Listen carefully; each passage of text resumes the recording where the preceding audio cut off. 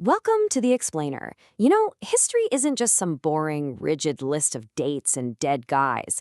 It's actually a massive, complex puzzle, and it's literally packed with forgeries, propaganda, and myths that are completely disguised as fact. So today, we're going to build ourselves a historical detective toolkit to help us all separate the cold, hard evidence from the captivating fiction. Okay, let's be totally honest here. Have you ever opened your phone and seen one of those viral forwards? You know the ones, claiming to reveal some shocking, hidden truth about a legendary battle or a secret society. Your eyes get wide, your thumb just kind of hovers over that forward button. I mean, we've all been tempted to share a juicy piece of secret history, right? But today, we're going to pause before we hit send. So here's our 5-step roadmap for today. First, viral claims. Second, original sources. Third, archaeology. Fourth, human intent. And finally, historical literacy. Let's get into it. Step 1. Viral claims, true or false. Let's actually break down the anatomy of a viral historical myth. These things, they are literally engineered for virality, not accuracy. They almost always follow a strict pattern. They claim to reveal some hidden truth. They target a highly specific emotional topic like a king or a battle. They urgently tell you to share it right now, and, this is the big one, they completely lack any verifiable links to credible sources. Seriously, once you spot this pattern, you just can't unsee it. Step 2. Original sources and evidence. So how do we track down the truth? Well, we organize our historical footprints into 3 main categories. Primary sources. These are the absolute gold standard. Think Roman inscriptions or actual letters sent from a battlefield. The reliability? Super high. Then we have secondary sources. These are mostly modern research books written by historians who are analyzing those primary documents. They offer medium reliability because, well, it's an interpretation. And finally, tertiary sources, like our infamous social media forwards.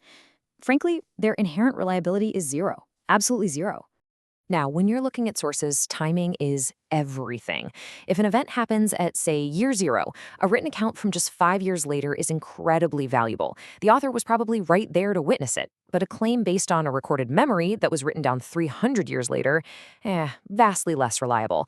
Just think about how much a story warps in a 5-minute game of telephone, let alone over 3 whole centuries. But hold on, there is a catch here. Even perfectly contemporary sources need a filter. Basically, beware the court poet's praise. Royal writers were literally paid to make their rulers look like flawless demigods. Just look at ancient pharaohs like Ramses II, claiming single-handed victories against entire armies. We really have to read between the lines to separate historical facts from, well, paid flattery. Moving on to step 3, archaeology and verification. Because written history is so rarely neutral, we have to corroborate those paper claims with hard, physical evidence. First, we analyze the written claim. Second, we search the dirt, like, are there actual physical ruins of this supposedly massive city? Are there coins bearing this specific king's name? And third, we validate those artifacts using hard science like carbon dating, just to ensure the physical evidence actually matches that written timeline. When it comes to history, corroboration is king. A claim becomes infinitely stronger when multiple, independent voices confirm it. If we're relying on one single author's account, we gotta remain pretty skeptical. But if a local merchant's diary, a foreign traveler's log, and a stone inscription in an entirely different language all describe the exact same event on the exact same day, wow, that kind of independent cross-verification is the absolute holy grail for historians. Which brings us to step 4, human intent and anachronisms. You have to remember every single historical text is a product of its time and its author's intent.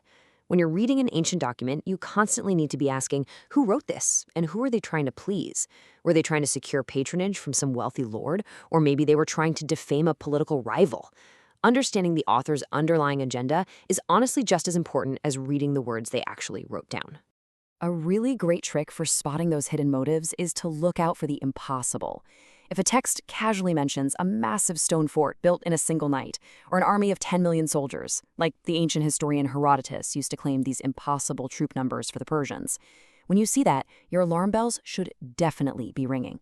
Astronomical numbers and magical feats usually signal deep religious devotion or political propaganda, not a factual headcount. Another massive red flag is a concept academics call an anachronism. This is a super vital term for our toolkit. An anachronism is basically placing an object, a technology, or even an idea into a historical time period where it simply did not exist yet. So, if you're reading a supposedly medieval text and it mentions a mechanical clock before they were even invented, or you see a viral forward with a photo of an ancient artifact that clearly has modern machine tooling, boom, you've instantly exposed a forged claim. So to dodge all these traps, we rely on a handy fact-checking checklist. Don't just fall for isolated claims. Ask yourself, does this match expert consensus? Are diverse university scholars actually in agreement here? Did you check the primary footnotes or did you just read a sensational headline? And is the translation by a reliable academic? Checking off these boxes is exactly what separates the amateurs from the true historical detectives. And finally, step 5, our historical literacy. I really want you to let this next part sink in. Emotion is not evidence. It's a harsh truth, but it's such an important one. If you read a historical claim and it instantly triggers this deep sense of pride or a sudden flash of intense anger, that is exactly the claim you need to scrutinize the hardest. Viral myths are literally weaponized to bypass your logical brain and target your feelings. We just have to have the discipline to recognize that just because a story makes us feel good doesn't mean it's historically true. So we come right back to our digital devices. Next time that sensational message pops up on your screen, before your thumb hits that forward button, will you pause and ask, what is the source? Where's the evidence? Look, history is rarely black and white. It is a beautifully complex tapestry of gray. True historical literacy doesn't mean memorizing a bunch of dates. It just begins with having the courage to ask the right questions. So, what myth are you going to bust next? Keep questioning, keep learning, and thanks for joining me on this explainer.